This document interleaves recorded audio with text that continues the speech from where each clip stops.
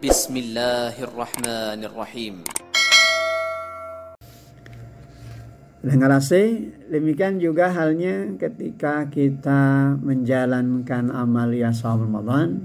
Ini yang seringkali muncul ya di dalam kehidupan kita. Kalau sudah berbuka itu segala masuk ke dalam perut kita.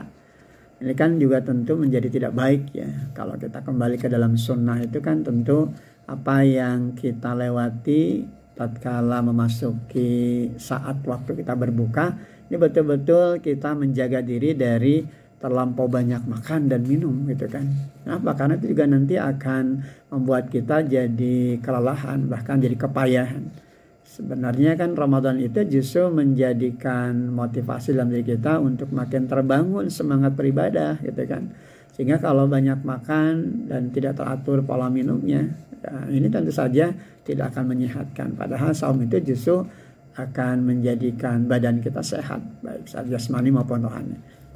Oleh karena itu mengurangi takaran makan dan minum di bulan Ramadan itu juga tentu menjadi bagian penting dari upaya kita untuk memelihara kestabilan diri kita, ya baik secara lahir maupun batin tadi.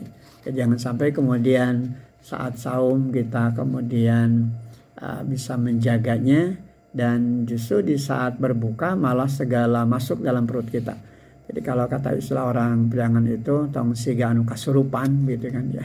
Jadi jangan sampai ketika berbuka itu seperti orang yang kerasukan begitu ya. Karena apa? Karena apa yang kita lakukan dalam agenda Ramadan itu bukan sekedar memindahkan pola makan dan minum gitu ya. Kalau hanya sekedar memindahkan pola makan dan minum tentu saja semua orang bisa gitu kan. Tapi ini kan dalam kaitan bagaimana menjaga perkara-perkara diri kita dari hal-hal yang tentu akan bisa merusak nilai atau hikmah dari agenda saum Ramadan.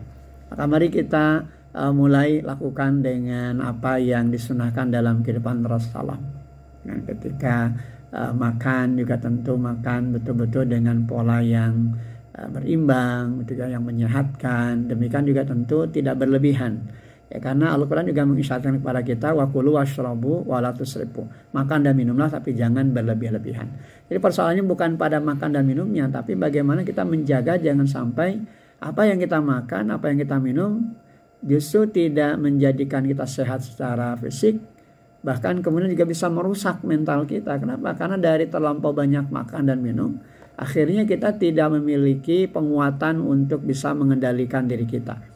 Dan pengendalian diri ini juga tentu akan memiliki banyak pengaruh dari aspek hidup ya yang harus kita bangun dari semangat kita menjalankan amalia saum di bulan Ramadan. Sehingga apapun yang kita jalani dari agenda Ramadan itu betul-betul bisa memberikan penguatan kepada kita.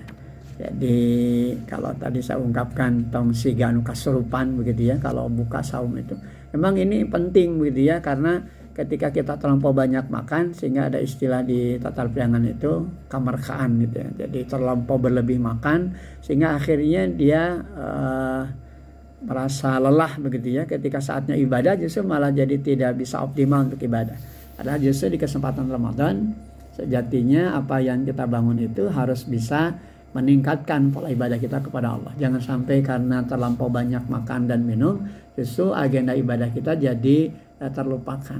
Jadi hanya sekedar terjebak pada pola makan dan minum, apalagi terjebak pada memindahkan waktu-waktu di mana kita biasa makan dan minum. Jadi bukan sekedar memindahkan waktu begitu ya, tapi bagaimana menghadirkan Ramadan itu menjadi hal penting dalam diri kita untuk betul-betul bisa menjadi bagian utuh dari sehatnya raga kita, bahkan sehatnya jiwa kita. Alhamdulillah